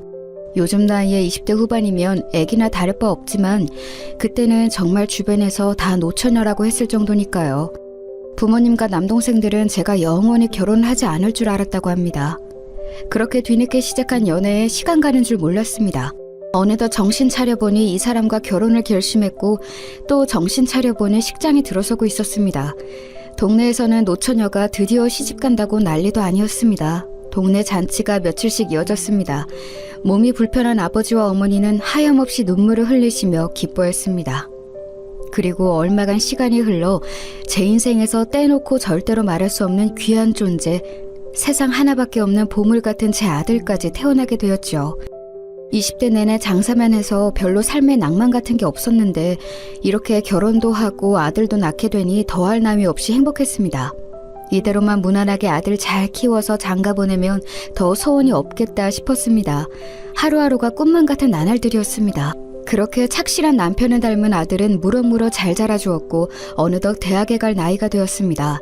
교사인 남편을 닮아 공부도 곧잘 했었기에 서울로 대학을 가고 싶다고 했습니다. 늘상 품 안에서 돌보던 아들 녀석이 엄마 아빠 곁을 떠나 서울로 유학을 간다고 하니 왠지 모르게 눈시울이 붉어졌습니다. 남편도 저와 같은 마음이었는지 서울로 논술 시험을 보러 가는 아들을 직접 데려다주고 싶다고 했습니다. 아버지, 내 안 데려다 줘도 된다 아닙니까? 내 혼자 갈 수 있어요. 준씨가 그러지 말해. 아버지가 네 대학 뒷바라지 하나 못 하겠나? 아들이랑 서울 구경 한번 할락하는 기니까 니는 시험 걱정은 하지 말고 아버지 옆에 차 타고 편하게 다녀온나. 그래 준씨가 엄마 아빠가 한 번도 니랑 떨어져 안 살았다 아이가. 엄마도 식당만 아이 몸 니 따라가고 싶은데 그러질 못하니끼니 이번에는 아버지랑 둘이 오붓하게 다녀온나. 엄마는 니 나중에 서울에교 가면 아버지랑 둘이 시간 될 때 같이 함 찾아갈게. 알았어요 엄마. 아이 내는 미안해서 그러지. 서울까지 차로 가려면 7, 8시간은 걸린다는데 아버지 고생 싫어오지 안 그럽니까? 니 서울 가면 아버지가 니랑 또 언제 시간 보내겠노? 이참에 같이 함 서울 구경하고 오그라. 저와 남편은 기차 타고 혼자서 대학 입시를 보고 온다는 아들을 굳고 말려 남편과 둘이 다녀오게 했습니다. 그리고 그것이 제 인생에서 가장 후회하는 선택이 되고야 말았습니다. 아들은 서울에 무사히 도착해서 논술 시험도 잘 치렀는데 돌아오는 길이 문제였습니다. 남편과 아들이 탄 차는 고속도로에서 졸음운전을 하는 관광버스에 치여 8중 추돌 사고에 휘말리게 되었습니다. 그때 당시 신문에서도 지면 하나를 다 채울 만큼의 큰 사고였습니다. 차는 반파되었고 남편은 그 자리에서 즉사했습니다. 차 밖으로 튀어나간 아들만이 겨우 구사일생으로 목숨을 구했습니다. 문자 그대로 청천벽력 같은 소식이었습니다. 불이 나게 달려간 병원에서 맞이한 것은 이미 싸늘한 주검이 된 남편과 온몸에 붕대투성이인 채로 중환자실에 누워있는 아들의 모습뿐이었습니다. 저는 몇 날 며칠을 떠나가라 울었고 남편의 장례가 끝난 이후로는 식음을 전폐하고 장사도 내팽개치고 폐인으로 지냈습니다. 그러다가 하나 남은 아들 녀석을 생각하니 더는 그러고 있을 수가 없어서 다시금 일어나서 이것저것 일상을 회복하기 시작했습니다. 아들은 우수한 성적으로 대학에 입학했으나 심각한 교통사고 후유증으로 인해 입학을 유예하고 내내 집에 누워 있었습니다. 저는 그런 아들의 병수발을 하느라 밤낮 없이 일했고 원래는 하지 않던 주말 장사까지 시작했습니다. 아들 병수발도 병수발이지만 그렇게라도 무언가에 몰두하지 않으면 미쳐버릴 것만 같았습니다. 얼마 전까지만 해도 눈앞에 있던 소중한 남편이 떠나고 아픈 아들만이 겨우 돌아와 있었으니까요. 아들의 재활 과정은 정말 처참했습니다. 처음 중환자실에 실려왔을 때는 어쩌면 목숨만 붙어있고 식물인간으로 평생을 살지도 모른다는 청천벽력 같은 소리를 들었습니다. 저는 정말 간절한 마음으로 매일매일은 중환자실 밖 대기실에서 천지신명께 아들의 회복을 빌었습니다. 천만다행으로 아들은 의식을 되찾았는데 이번에는 평생 휠체어에 의지하고 살아야 할지도 모른다는 말을 들었습니다. 이제야 겨우 살아났나 싶은데 또다시 저와 아들은 절망할 수밖에 없었습니다. 그러나 아들은 남편을 닮아 의지가 곧고 강단이 있어서 열심히 하루도 빠지지 않고 재활훈련을 했습니다. 그 결과 1, 2년이 지났을 즈음부터는 완전히 걸을 수 있게 되었고 의사선생님도 이건 거의 기적에 가까운 일이라고 했습니다. 저와 아들은 그런 의사선생님의 말에 서로를 얼싸안고 얼마나 울었는지 모릅니다. 남편은 영영 다시 돌아올 수 없지만 아들만이라도 이렇게 사지 멀쩡하게 걸을 수 있게 되었다는 것이 천만다행이었습니다. 그동안 아들이 재활하는 것을 옆에서 지켜보면서 가슴에 천갈래 만갈래로 찢어졌는데 그제서야 한시름 놓을 수 있게 되었습니다. 그렇게 아들의 병세와 회복이 되고 다시금 뒤늦은 대학 새내기 생활을 준비할 무렵 저는 큰 결심을 했습니다. 준씨가 네 여 앉아보구래. 무슨 일인데 엄마? 준씨가 네 내랑 아예 서울 가서 살래? 엄마는 여 있으면 계속 너희 아버지 생각이 나서 더는 못 있겠다. 어차피 네 몸도 안 좋은데 학교 다닐락 하면 엄마가 같이 있는 게 안 낫겠나? 엄마, 내한테는 반가운 소리긴 한데 엄마는 평생을 여 부산에서 살았다 아인겨. 서울은 눈 뜨면 코 베긴다는데 일평생 여서만 장사한 엄마가 서울살이 할 수 있겠습니까? 엄마 걱정은 말 그래. 엄마가 그래도 여서 수십 년 장사하면서 산전수전 다 겪었다 아이가. 서울 네 학교 근처로 조그맣게 구멍가게 하나 열어서 장사하면 네 장계 갈 때까지는 충분히 뒷바라지 할 수 있을 끼다. 서울 사는 네 외삼촌이 가게 자리랑 다 알아봤다 카이. 아이고, 장계는 무슨 장계요. 내는 엄마 마음만 번하면 어쩌든지 상관없으니까. 그러면 그라입시다. 대신에 언제든 힘들면 다시 내려올깁니다. 내 때문에 엄마 서울서 고생하면 그건 또 싫다 아닙니까? 알았다. 엄마 걱정은 말고 얼른 서울 갈 준비하자. 저는 그렇게 평생을 터잡고 살아왔던 부산을 떠나 아들과 함께 서울로 이사하였습니다. 남편의 잔상을 지우고 아직 몸이 완전히 성치 않은 아들을 곁에서 돌보기 위해 결단을 내린 것입니다. 서울에서 조그맣게 부동산을 하던 남동생의 도움을 받아 아들 학교 근처로 가게를 얻었는데 제법 장사가 잘 되었습니다. 조그만 주택을 식당으로 개조한 곳을 헐값에 매입해서 수리하고 나니 제법 그럴싸했는데 그런 감성이 주변 학생들과 주민들에게 잘 맞아떨어졌나 봅니다. 그렇게 아들은 저의 지원 아래 대학을 무사히 마치고 좋은 곳에 취직도 하였습니다. 얼마 지나지 않아서는 색시될 사람도 데리고 와서 결혼을 하겠다고 하는데 감회가 새로웠습니다. 남편 그렇게 떠나보내고 혼자서 아들 뒷바라지하면서 정말 쉽지 않은 나날들이었는데 그 아들이 이제 다 커서 장가를 간다고 하니 눈물이 멈추지가 않았습니다. 아들의 결혼식 날 남편의 빈자리를 대신해 남동생이 혼주석에 같이 앉았는데 하염없이 눈물 흘리는 저를 위로하며 이렇게 말했습니다. 누나, 인자는 누나 할 일 다 했다. 준식이도 장가 보내고 했으니까 인자는 누나 인생 즐기면서 살아야 안 되겠나? 누나는 그래도 된다. 아이고, 내는 이제 이 생에서 할 일 다 했다. 즐기고 말고 할 게 어딨노? 준식이 저렇게 다 컸는데 이제는 진짜 죽어도 여한이 없다. 또 그 소리가 죽기는 누가 죽는다 카노? 꼭 벽에 똥 칠할 때까지 살그래. 인자는 재혼도 좀 하고 알았나? 일마가 남사스럽게 또 그 소리가. 인자 막 준식이 장가 보냈다. 택도 없는 소리 하지 말해. 남동생은 늘 혼자 지내는 저를 안타깝게 여겨 사별 이후에 계속해서 새로운 결혼 생활을 할 것을 제안해 왔었습니다. 싫다는데도 몇 번을 선자리를 마련하고 가게에 자기가 아는 형님들을 데리고 오기도 했습니다. 하지만 저는 남편의 잔상이 지워지지도 않았고 아들 뒷바라지 하느라 그럴 여력이 없었기에 남동생의 저런 말과 행동에 늘 펄쩍 뛰며 거절했었습니다. 그런데 아들이 이렇게 무사히 장가를 가서 가정을 이루는 것을 보니 이제는 제 삶의 여유를 좀 선물해도 좋겠다는 생각이 들었습니다. 그래서 아들을 무사히 장가 보내고 난 뒤에 쉬는 날에는 이런저런 모임을 나가기 시작했습니다. 그러다가 한 등산 동호회에 들어가게 되었는데 주말마다 좋은 풍경들을 보러 다니니 즐겁기가 그지없었습니다. 악착같이 살아온 지난 세월에 대해 보상을 받는다는 생각이 들었습니다. 먼저 간 남편과 이 풍경들을 함께 볼 수 있었다면 얼마나 좋을까 하는 생각도 많이 들었습니다. 그렇게 몇 개월 동호회 생활을 즐기고 있을 무렵 어느새 제 옆에 한 사람이 서 있게 되었습니다. 오랫동안 직장 생활을 하다가 퇴직한 지 몇 년이 지난 아저씨였는데 저처럼 부인과 사별한 지 꽤 오래되었다고 했습니다. 처음에는 그다지 남자로 느껴지지는 않았지만 저와 같은 아픔을 가지고 있고 또 재혼하지 않고 혼자서 자식을 지극정성으로 키워온 것이 서로의 공감대를 일으키기에 충분했습니다. 그렇게 처음에는 동호회 사람들끼리 다 같이 모이는 자리에서만 만나다가 어느덧 저희 둘만 따로 시간을 보내는 날들이 잦아졌고 그렇게 저는 아주 늦은 나이에 연애란 걸 다시 하게 되었습니다. 연애라는 표현조차 너무나 민망할 정도로 늦은 나이에 찾아온 이 복잡 미묘한 감정은 저를 무척 설레게 했습니다. 이런 표현 적절할지 모르겠습니다만 늦게 배운 도둑질에 밤새는 줄 모른다고 저와 새로운 남자친구와의 연애는 정말 꿈만 같았습니다.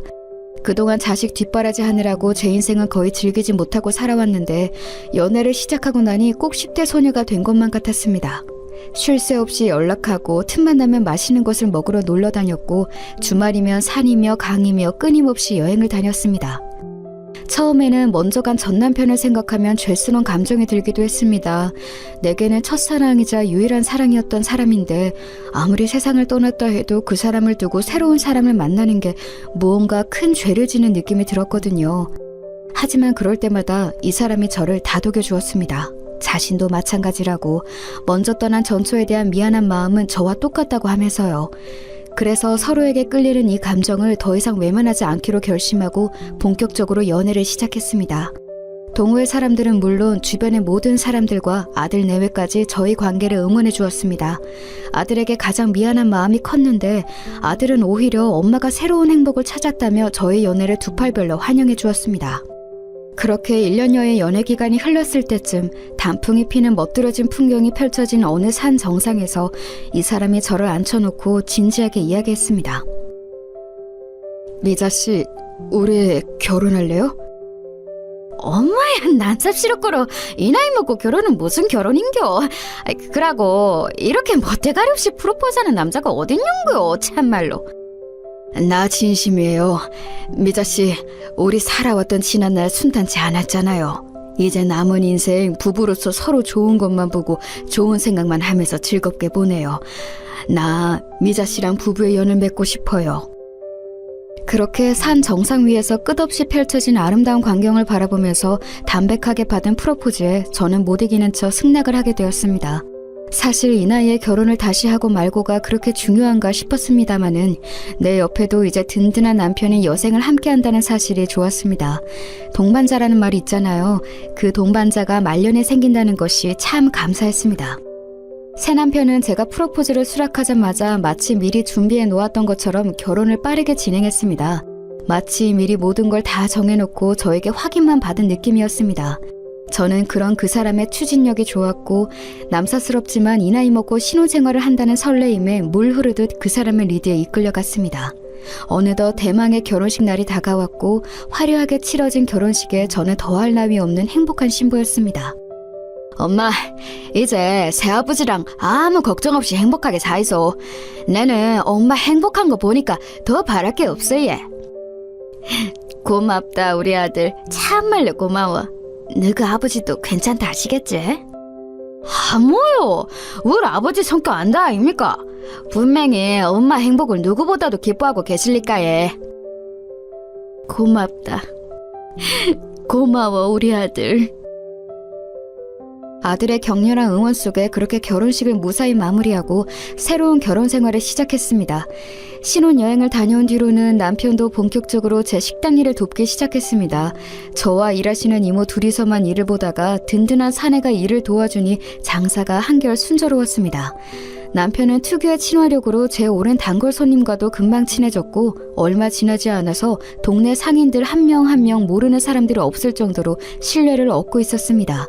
하지만 세상은 정말로 제가 순조롭게 사는 것을 작정하고 방해하는 것 같았습니다. 그게 무슨 말이냐고요? 이처럼 행복한 결혼 생활을 보내고 있었던 어느 날 한 사건이 터지고 말았는데 지금도 생각하면 손이 덜덜 떨릴 지경입니다. 그 내용은 다음과 같습니다. 재혼하고 몇 달이 지났을 때쯤이었습니다. 남편은 친구들을 불러 집들이 자리를 거하게 마련했었는데 남편과 어릴 적부터 친구들이라는 사람들이 와서 신나게 놀아제꼈습니다. 상식이 이 자식이 말년에 무슨 복을 이렇게 받아가지고 이런 미인을 부인으로 얻나? 이 자식 냄새나는 호래비로 늙어가고 있었는데 재수씨가 은인입니다, 은인. 재수씨 이리 와서 한잔해요, 얼른. 그래요. 이 자식 재수씨 만나기 전에 얼마나 궁상맞게 살았는지 모르죠? 하나뿐인 딸내미도 제발 좀 씻고 다니라고 그렇게 구박을 했지 뭡니까? 그랬는데 이 자식이 어느새부터 단정하게 입고 머리도 만지고 하더니 얼마 안 지나서 결혼을 한다지 뭡니까? 나 참. 그만두래 임마. 그래, 내가 복 하나는 제대로 받았지. 우리 미자씨 같은 여자 어디 가서 만나겠냐? 자, 다들 오늘 와줘서 고맙다. 다들 건배! 건배! 재수씨 영원히 행복하세요. 화기애애한 분위기 속에서 저희 두 사람을 축복해주는 말들까지 오고 가니 참 이 결혼을 잘했다는 생각이 들었습니다. 딱 그때까지는요. 그렇게 북적했던 술자리가 점점 가라앉을 무렵 저는 슬금슬금 뒷정리를 하다가 재활용 쓰레기들을 버리러 잠시 집 밖에 나갔다가 휴대폰을 두고 와서 잠시 집으로 향했습니다. 그런데 미처 다 닫히지 않은 빼꼼히 열린 현관문 소리로 남편과 친구들이 나누는 대화들이 새어나왔습니다. 야, 그래서 언제 할 거냐? 뭘 임마. 뭐긴 새끼야. 언제 재수씨 가게 명의이전 할 거냐고. 너 임마 애초에 이 결혼 그 목적으로 한 거 아니야. 야 임마, 그게 무슨 소리야? 성식이 이 자식 또 뭔 일 꾸미는구나. 야 조용히 해 새끼야. 마누라 도로할 때 됐어. 야, 이 새끼, 이거는 왜 있는지 아냐? 저 아줌마 가게 그 동네 이제 곧 다 재개발되잖아. 그거 지 명의로 바꾼 다음에 재개발 보상받고 홀라당 지가 다 먹으려고 하고 있잖아. 그렇게 저 아줌마 돈 다 빨아먹고 또 버릴 거래. 이 새끼네 집으로 걔 못 준다니까. 전처도 그렇게 이혼했지 아마? 이 자식이 얼마나 철저하게 판을 깔았는지 전처는 보상도 제대로 못 받고 화병 걸려서 죽었잖아. 아, 나 이 새끼 어쩐지 뜬금없이 결혼한다고 할 때부터 알아봤다. 야, 잘 되면 한턱 쏴라. 저는 너무나 깜짝 놀라 손이 덜덜 떨리고 심장이 철렁 내려앉았습니다. 그 자리에서 손에 든 물건을 놓칠 뻔했는데 그랬다간 제가 밖에서 다 듣고 있는 것을 들킬까봐 겨우 다시 붙잡았습니다. 저는 불이 나게 그 자리를 도망가서 분리수거 해놓는 한켠에서 손을 덜덜덜 떨며 쪼그려 앉아 하염없이 울었습니다. 세상 천사 같고 젠틀하던 남편이 이렇게 세상 인간 말종인 인간이었다니. 그리고 그걸 아무렇지도 않게 거들고 좋아서 낄낄거리는 친구들까지 정말 그들의 현관문을 닫고 모조리 불살라버리고 싶었습니다. 그렇게 쓰레기를 버리고 온 척 들어와서도 마음이 진정이 안 돼서 표정이 굳어있는데 눈치 없는 남편 친구들이 한마디씩 보탰습니다. 아이고, 야, 재수씨 피곤하신가 보다. 저희가 너무 늦게까지 떠들고 놀았죠? 야야, 우리 이제 다 가자. 재수씨랑 성식이랑 또 뜨거운 밤 보내게 우리가 비켜줘야지. 제 속을 아는지 모르는지 짓궂은 장난을 치면서 남편 친구들은 그렇게 자리를 파했고 저는 일단 아무렇지 않은 척 아무것도 모르는 척 며칠을 지냈습니다. 하지만 사람 마음이 한번 상처를 받고 나니까 온전할 수가 없었습니다. 며칠을 식음을 전폐하고 점점 수척해만 갔습니다. 여보, 요새 무슨 일 있어? 왜 이렇게 안색이 안 좋아? 아니, 그냥 별일 아니라 얘. 신경 쓰지 마이소. 그래, 그렇다면 다행이고. 그나저나 저번에 말했던 거 있잖아. 그 명의 이전해주는 거. 사실 남편은 그전부터 계속 제 가게 건물 명의를 자신에게로 이전해달라고 했습니다. 자기가 새로운 사업을 구상하는데 건물을 담보로 대출을 받고 싶다는 이유에서였습니다. 제가 이렇게 삐쩍 말라가는데 끝까지 저를 등쳐먹을 생각만 하는 남편의 모습에 치가 떨렸지만 그쯤 되니 저는 자포자기하는 심정이었습니다. 미운 놈 떡 하나 주는 심정으로 명의도 다 넘겨주고 다 뺏기고 고향에 내려가서 조용히 남은 생을 살다 가야지 하는 생각밖에 없었습니다. 그래도 말년에 선물 같은 연애 감정 심어준 사람이고 사랑했던 사람이니까요. 그라입시다. 어차피 부부인데 누구 명의가 뭐가 중요합니까? 등기랑 이런 거 남동생한테 물어봐가 며칠 내로 해드릴게 예. 고마워 여보. 내가 사업 대박나면 그거 당신 다 가져. 저를 향한 잔인한 앞날이 뻔히 예견된 짓을 저는 그만 저지르고 말았습니다. 저조차도 저 스스로를 이해할 수 없었습니다. 평생을 갖고 온 내 가게 건물이 그렇게 통째로 남편의 명의로 넘어갔습니다. 저는 이제 사람도 싫고 사랑도 싫고 될 대로 되라 하는 심정이었습니다. 예견된 저의 잔인한 미래는 생각보다 빨리 찾아왔습니다. 남편은 제게 명의를 넘겨받자마자 무언가 분주히 움직이기 시작했습니다. 그러더니 갑자기 뜬금없이 해외 출장을 다녀온다고 했습니다. 새로 시작하는 사업 때문에 시장 분석 차원에서 동남아를 간다나요? 그러면서 자기 출장 가 있는 동안 가게 인테리어를 새로 하려고 하니 며칠만 가게를 쉬자고 했습니다. 드디어 올 것이 왔구나 하는 생각이 들었습니다. 내막을 미리 알고 있던 저는 동남아 출장은 핑계고 가게의 새로운 인테리어도 거짓말이고 제가 며칠간 인테리어를 빌미로 가게를 비우는 사이 가게 건물을 팔아버리고 그 돈을 가지고 해외로 도망갈 생각이었던 것 같습니다. 그래, 그렇게라도 나 벗겨먹고 어디 아무도 찾지 않는 곳에서 영원히 행복하게 잘 사이소. 내 마지막 선물입니다. 저는 눈물을 머금고 그래도 사랑했던 사람을 위해 마지막으로 아무것도 모르는 척 저를 희생하기로 했습니다. 세상 천지에 남편이 자기한테 사기치려고 하는 수작이 빤히 보이는데 그걸 그대로 다 입에 떠먹여주는 저 같은 호구가 또 있을까요? 그렇게 남편 말대로 가게를 비워주고 모든 것을 포기하고 있을 때쯤이었습니다. 그 며칠 사이 남편이 아마도 가게를 몰래 팔아먹었겠죠. 며칠이 지나자 남편은 짐을 한껏 챙겨서 현관문을 나섰습니다. 여보, 미자씨, 나 이번 출장 갔다 오면 진짜 본격적으로 사업 시작해서 당신 남은 인생 꽃가마마 되어줄게. 기대하라고. 그라이소, 네, 당신 믿습니다. 무사히 잘 다녀오이소. 저는 모든 것을 다 알고 있었지만 마지막으로 축복의 말과 함께 남편을 보내주려고 했습니다. 그런데 그때 갑자기 현관문 벨이 울렸습니다. 이 시간에 누구지? 누구세요? 남편이 의아해하며 현관문을 열었습니다. 성북경찰서에서 나왔습니다. 박성식 씨 계시죠? 네? 네, 제가 박성식인데요. 무슨 일이시죠? 박성식, 너를 사기죄로 체포한다. 묵비권을 행사할 수 있으며 변호사를 선임할 권리가 있다. 법정에서 하는 모든 증언은 불리하게 작용할 수 있다. 김형사, 얼른 체포해. 네? 아니 뭐야, 당신들 뭔데 나를 체포해? 이거 안다! 놓으라고! 갑작스레 들이닥친 형사와 체포되는 남편, 이게 도대체 무슨 상황일까요? 저는 그런 남편을 향해 말했습니다. 박성식 씨, 이제 알겠는겨? 당신 속은 깁니다. 내 등쳐먹고 해외로 튈 생각했지. 택도 없는 소리라 얘. 이제는 깜빵에서 오랫동안 처박혀 사이소. 아마 전부인 사건까지 포함해서 수사받게 될 기라 얘. 형 다 살고 나오면 이미 세상 등질 때 다 됐겠네 얘. 이게 갑자기 무슨 황당한 시츄에이션이냐고요? 여러분도 많이 놀라셨나요? 네, 사실 제가 그동안 아무것도 모르는 척 남편에게 명의도 넘겨주고 했던 것은 다 남편에게 복수하고 남편을 처벌하기 위해서 벌인 쏘였습니다. 세상 어느 바보 같은 사람이 자기한테 사기칠 거 뻔히 아는데 그냥 넘어가 주겠어요. 제가 눈 뜨면 코 베어간다는 서울에서 산전수전 다 겪은 여자입니다. 앞서 말한 것처럼 사랑하는 사람을 위해서 내 모든 거 다 내어준다? 그런 거 없습니다. 못된 짓을 한 놈들은 처벌을 받아야지요. 아직도 무슨 내막인지 잘 모르시는 분들을 위해서 자세하게 설명을 드리겠습니다.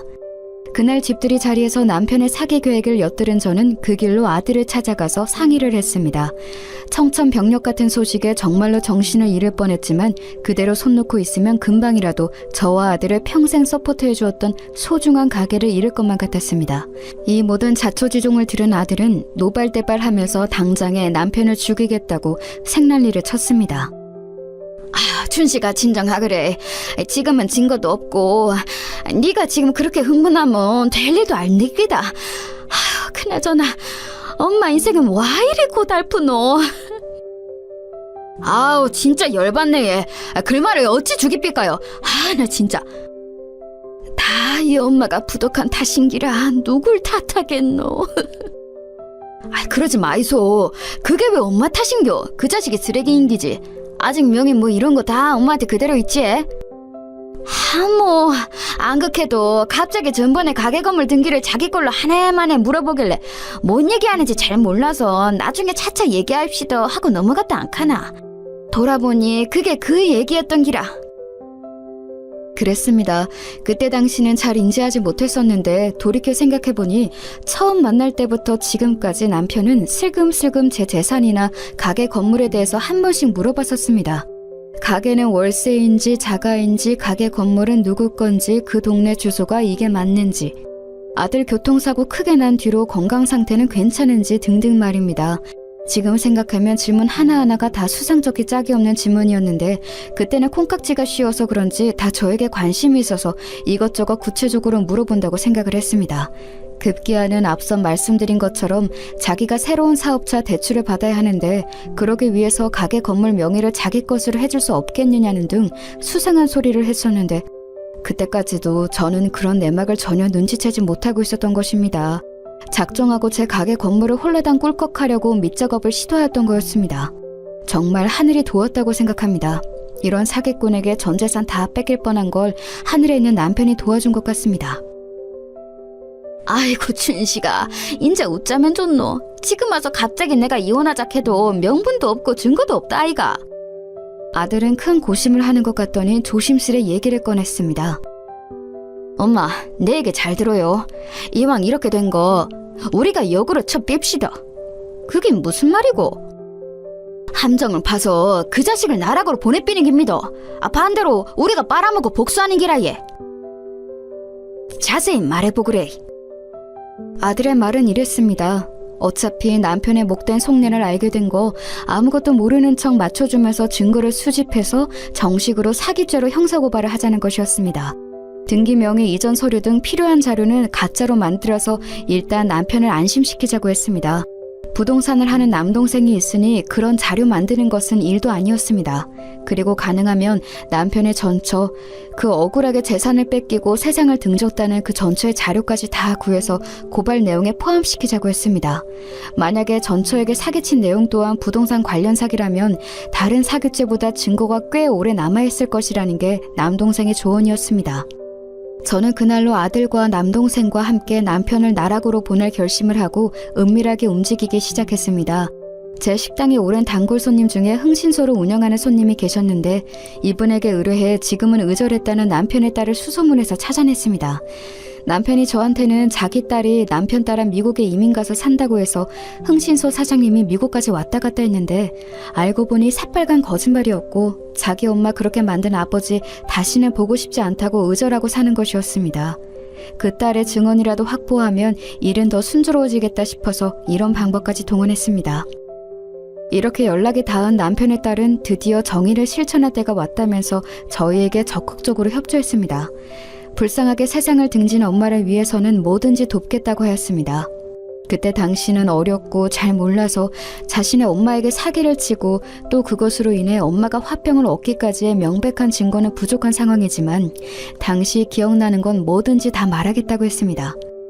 그렇게 기억해낸 어릴 적 주소의 부동산 등기를 떼어보니 확실히 명의 이전 상황이 수상쩍은 것이 많았습니다. 저를 등쳐먹으려고 했던 수법과 비슷해 보였습니다. 남편 전처의 사망 직전 병원 입원 기록까지도 면밀하게 조사했습니다. 사기죄의 시효가 10년이기에 지금 명확한 증거를 찾는다고 해도 공소시효가 만료되어서 이것으로 처벌을 할 수는 없겠지만 제가 연루된 사건에서의 증거를 명확히 잡으면 전처에게 벌였던 사기 행각도 정상 참작이 될 것이라는 생각에서였습니다. 다음은 앞서 말한 것처럼 제 가게 건물 명의는 남편에게 넘기는 서류 작업이 필요했습니다. 물론 가짜로요. 남편이 제 가게 건물을 자신의 명의로 취득하자마자 몰래 팔고 잠적하려는 미끼를 물게 하려면 실제로 남편에게 명의 이전을 하는 행위를 보여줘야 하는데 그러자면 진짜 명의 이전을 해주는 것 같은 감쪽 같은 서류가 필요했거든요. 진짜로 명의를 이전하는 것은 너무 위험하니까요. 이 과정이 정말 영화나 다를 바 없었습니다. 자칫 잘못하면 사문서 위조 같은 심각한 중죄를 저지르게 될 수도 있고 무엇보다 경찰들도 함정 수사는 원칙적으로 금하고 있다고 들었거든요. 그런데 민간인인 저희가 이런 일을 꾸미는 것이 오히려 남편 쪽에서 역으로 사기를 쳤다며 반격을 가할 수도 있는 상황이었으니까요. 이 모든 과정에서 실수를 범하지 않기 위해 정말 철저하게 하나씩 이 일을 처리해 나갔습니다. 그렇게 남동생의 도움을 받아 잘 준비된 서류를 제가 순순히 넘겨주자 남편을 기다렸다는 듯이 그 가짜 등기를 가지고 제 가게 건물을 매각할 다음 단계를 밟아나갔습니다. 그 타이밍에 저는 흥신소 사장님의 도움을 받아 사람 한 명을 더 섭외하여 남편에게 접근하게 했습니다. 이 사람의 임무는 시세보다 더 높은 가격으로 제 가게를 사겠다고 남편을 혹하게 하는 것이었습니다. 안 그래도 제 가게를 못 팔아서 안달인데 시세보다 더 높게 그것도 바로 잔금을 치러서 사겠다고 했더니 남편은 그 미끼를 덥석 물었습니다. 마음이 급했던 남편은 출국하는 날 매각 대금을 받기로 하고서 그렇게 공항으로 향하려고 했던 것입니다. 공항에서 자신이 예상했던 매각 대금이 입금되는 것을 확인하고서는 바로 한국을 뜨려고 했겠지요. 저는 이 모든 과정에서의 통화 내용 녹취록, 문자기록, 등기 열람 기록 등 남편이 명백한 범행의 의도를 가지고 있다는 것을 확실하게 입증해주는 모든 증거를 수집해 두었습니다. 이렇게까지 한 이유는 앞서 말씀드린 것처럼 원칙적으로 이러한 일종의 함정 수사는 불법이기 때문입니다. 그러나 범죄자가 분명하게 범죄의 의도를 가지고 있는 상태가 입증이 된 이후의 함정 수사는 인정될 여지가 있다고 합니다. 이런 일에 산전수전 다 겪은 흥신소 사장님의 조언이 큰 도움이 되었습니다. 이처럼 남편의 범행 의도를 입증할 만한 모든 자료를 확보한 뒤 정식으로 경찰에 신고를 했습니다. 형사 아저씨는 너무나 완벽하게 세팅을 해놓은 저를 보면서 혀를 내둘렀습니다. 사모님, 정말 놀랐습니다. 경찰도 이 정도까지 하면 상 줘야 돼요. 사실 함정 수사의 부분이 조금 걸리긴 했는데 그 부분에서의 남편분의 범행 의도까지 명확하게 입증해 놓으셨습니다. 아닙니다, 형사 선생님. 불쌍한 사람 등쳐먹는 사기꾼들은 싹 다 잡아쳐놔야 마땅하지. 더 필요한 게 있으면 말씀하이소. 적극 돕겠습니다. 이미 할 만큼 하셨습니다. 저희가 조금만 더 보완 수사를 한 뒤에 혐의가 명확하게 밝혀지면 바로 체포영장 신청하도록 하겠습니다. 협조해 주셔서 감사합니다. 여기에 더해 마지막으로 남편이 끄는 동남아의 티켓과 공항으로 나서는 행동까지 명백한 범행 의도로 참작이 되어 그 자리에서 체포할 수 있었던 것입니다. 남편을 붙잡혀서 끌려가는 와중에도 제게 저주를 퍼부었습니다. 너 이년 내가 가만 안 둘 줄 알아. 니는 앞으로 오래 못 살 줄 알아. 두고 보자. 아이고, 두고 보자는 놈 하나도 안 무섭대. 잘 가거라. 저는 구속된 남편을 상대로 바로 이혼 소송을 신청했으며 거액의 위자료까지 청구했습니다. 유죄가 확정되면 징역살이는 물론 제게 위자료로 지급해야 할 돈까지 감옥에서 마련해야 하는 상황이 된 것입니다. 수사 과정에서 더욱 놀라웠던 것이 밝혀졌는데 저와 남편의 전처 말고 비슷한 피해자가 3명이나 더 있다는 것이었습니다. 저는 다행히 피해를 입기 전에 남편이 붙잡혔지만 전처를 포함한 나머지 3명은 재산과 정신적 피해 상태가 아주 심각했습니다. 재판의 과정은 아주 순조로웠습니다. 제가 남편의 명확한 범행 의도를 증거로 모두 수집해 놓았기 때문에 모든 혐의가 입증되었습니다. 그렇게 남편은 징역 10년이라는 중형을 받게 되었습니다. 이쯤 되면 전 남편이 10년 후 출소해서 저에게 복수하면 어떡하지 걱정하는 분들이 많으실 겁니다. 사실 저와 아들도 그 부분을 걱정하지 않은 것은 아닙니다. 하지만 이 부분 역시 하늘이 도왔다고 생각합니다. 이게 무슨 얘기인지 계속 설명드릴게요. 그렇게 남편이 무거운 형벌을 받고 10여 년의 세월이 지났을 무렵 그날도 마감 시간이 되어서 식당을 정리하고 있었습니다. 그때 누군가 식당 문을 열고 들어서는데 웬 젊은 사람이 휠체어에 탄 노인을 한 명 데리고 들어섰습니다. 휠체어에 탄 노인은 한쪽 손을 덜덜 떨고 있었습니다. 휠체어로 부축하고 온 사람이 제게 말했습니다. 안녕하세요. 지금 식사 되죠? 저는 요양사인데 제 담당 환자 할아버지가 오늘 꼭 여기를 와보고 싶다고 계속 말씀하셔서요. 말도 잘 못하시고 말도 잘 못 알아들으시는데 오늘은 꼭 여기를 와야겠다고 하셨어요. 늦은 시간에 죄송합니다. 요양사가 그렇게 말하려는 찰나 그 초라한 노인을 자세히 보니까 다름 아닌 10년 전에 감방에 갔던 남편이 아니겠어요? 아니, 당신이 여기 어떻게... 아니, 두 분 아시는 사이세요? 어쩐지 여기를 꼭 와야겠다고 하실 때부터 짐작은 했습니다만 그런데 할아버지가 상태가 많이 안 좋으세요. 알아는 보시겠어요? 알다마다요. 참네. 당신이 여가 어디라고입니까? 양심도 없습니까? 휠체어에 몸을 의지한 채 폐인이나 다름없는 상태로 손을 덜덜 떨며 앉아있던 남편은 흐릿한 눈으로 저를 올려다보며 말했습니다. 입도 제대로 움직여지지 않아 우물우물 말하는데 겨우 알아들을 수 있었습니다. 왜 그랬어? 왜? 남편은 제대로 가누지도 못하는 몸과 입을 어떻게든 비비꼬며 저를 원망하는 눈빛으로 말했습니다. 요양사 선생님, 그만 돌아가 주이소. 이 사람 저희한테 참말로 몹쓸 듯한 사람입니다. 아직도 자기 잘못 뉘우치지 못하고 여 와서 이러는 거 보니끼니 역시 사람은 안 변하나 봅니다. 네. 저기 어머님, 잠시 이쪽으로. 요양사 아저씨는 잠시 남편을 한쪽에 두고 저를 한쪽 구석으로 데리고 가서 남편이 안 들리게 얘기했습니다. 사실 할아버지가 건강 상태가 많이 안 좋으세요. 그동안 중풍으로 여러 번 쓰러지셨는데 이제 한계입니다. 마지막 가시는 길에 가보고 싶은 곳 다 보여드리려고 오늘 여기도 온 건데 무슨 사정이 있나 보네요. 이제 거의 마지막이니까 웬만하면 좋게 넘어가세요. 요양사로부터 들은 얘기는 이랬습니다. 남편은 형이 확정되자마자 옥중에서 화병으로 쓰러졌다고 합니다. 자신의 잘못은 인정하지 않고 억울하다면서 몇 날 며칠을 씩씩댔는데 그러다가 뇌졸중으로 쓰러진 것이지요. 그렇게 옥살이를 하는 도중 몇 번을 더 쓰러졌다고 합니다. 남편은 질병을 사유로 가석방을 여러 번 신청을 했다가 계속 기각되었는데 거의 형이 만기가 될 때쯤에야 어렵게 받아들여져 출소를 했다고 하네요. 그 뒤로 연고도 없어서 국가에서 지정해주는 요양보호사와 사회복지사를 통해 생을 연명하고 있었던 것입니다. 참말로 사람이 죄짓고는 못 사는 모양이네 얘. 어쩌다 말년에 이래 초라하게 되었습니까? 끝까지 뉘우칠 생각이 없어 보이니까 퍼뜩 데리고 나가뿌소. 왜 그랬어? 왜? 폐인이 된 남편은 계속 왜 그랬냐는 말만 연신 내뱉으며 요양사 아저씨의 손에 이끌려 가게를 나갔습니다. 얼마 지나지 않아 들려온 소식으로 남편은 그렇게 세상을 떠났다고 합니다. 떠나는 그 순간까지도 자신의 죄를 뉘우치지 않았다고 하네요. 이렇게 출소해서 복수하면 어쩌나 했던 모든 염려도 사라지고 남편도 치러야 될 죗값을 모두 다 치르고 떠난 셈입니다. 이쯤 되면 문자 그대로 남편을 완전히 나락으로 보내버린 것이지요.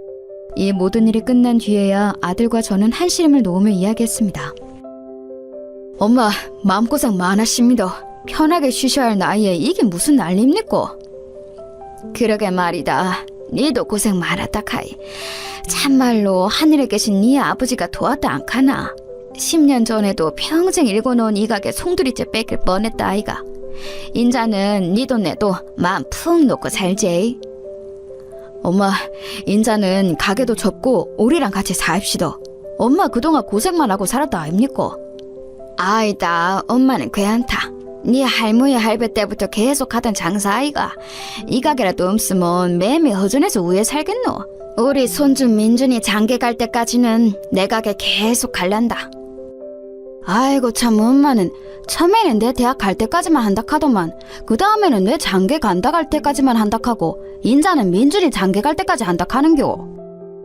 아들은 제가 큰일을 겪은 후에 이제 그만 쉬고 말년을 편하게 보냈으면 하는 생각에 볼멘 소리를 했지만 그래도 쉬는 날에는 한 번씩 가게를 도와주고 하는 걸 보니 제가 계속 가게에 나와서 일을 해주는 것을 응원해주는 눈치입니다. 네, 저는 이렇게 인생 말년에 사기 결혼과 다를 바 없는 큰일을 치렀지만 그래도 제가 인생을 헛살지는 않았는지 제 곁에는 사랑하는 아들과 며느리 그리고 손주까지 있습니다. 게다가 요즘에는 또 새로운 사람을 만나고 있습니다. 그렇게 당하고도 또 누군가를 만나고 싶냐고요? 이번에는 조금 다릅니다. 우리 아들이 학창시절부터 존경하던 교수님이 한 분 계신데 공부만 하느라 평생을 혼자 사셨다고 해요. 이제는 학계에서도 은퇴하시고 편안하게 여생을 보내고 계신데 그런 교수님과 저를 아들이 이어주었답니다. 처음에는 극구 사양하였습니다. 제가 겪은 두 번째 남편과의 사건은 살면서 다시는 겪고 싶지 않을 트라우마였는데 그러고서 다시 누군가를 만난다는 것은 쉽지 않은 결정이었거든요. 하지만 아들의 끈질긴 설득 끝에 그래, 차 한 잔이라도 마시고 오자 하는 생각에 만남에 응했고 우려하고 염려했던 것보다 교수님과 너무 잘 맞아서 그 뒤로는 둘도 없는 인생의 동반자가 되었습니다. 다른 무엇보다 믿음직한 아들의 소개로 주선된 만남이었기에 신뢰가 간 것도 있었지요. 사실 정말 이제 다시는 연애 같은 거, 사랑 같은 거 안 하려고 했습니다. 이미 문자 그대로 할매가 다 되었고 처음 남편 먼저 떠나보내고 두 번째 결혼 또한 큰 사기를 당할 뻔했으니 이번 생에서 제게 배우자 운은 별로 없는 것 같다는 생각만 들었거든요. 그저 손주 한 살 한 살 크는 거 보면서 하루하루 감사하게 살고 싶다는 생각뿐이었는데 이렇게 새로운 좋은 인연을 또 만나게 되니 정말 세상은 오래 살고 볼 일입니다. 정말 어느 것 하나 순탄한 것 없는 고달픈 인생이었지만 돌이켜보면 감사할 것들이 많이 있네요. 어쩌다 보니 제가 살아온 지난한 인생사를 다 털어놓게 되었습니다. 여러분은 어떻게 들으셨는지요? 한편으로 생각해보면 저처럼 기구한 인생도 없을 거예요. 어린 나이에 아버지가 병으로 쓰러져 가족의 생계를 책임져야 했고 첫 남편을 그렇게 비명에 떠나보내고 아들도 교통사고 후유증으로 오랜 시간을 고통받았고 말년에 좋은 사람 만나서 행복한 재혼 생활을 하나 싶었더니 둘도 없는 인간 말종 쓰레기였으니까요. 현재까지 제가 정신 멀쩡하게 붙들고 사는 게 신기할 정도입니다. 그런데 참 인생이란 게 그래도 꾸역꾸역 살다 보면 사라지더라고요. 그리고 그 고달픈 인생사 가운데에서도 꼭 저를 도와주는 좋은 사람들이 언제나 있습니다. 희망을 버리지 않고 하루하루 열심히 살아가다 보면 반드시 좋은 일은 생기는 것 같아요. 이 사연 들으시는 모든 분들도 희망을 잃지 마시고 각자의 자리에서 항상 행복하시길 바랍니다. 제 사연은 이만 여기서 마칠게요.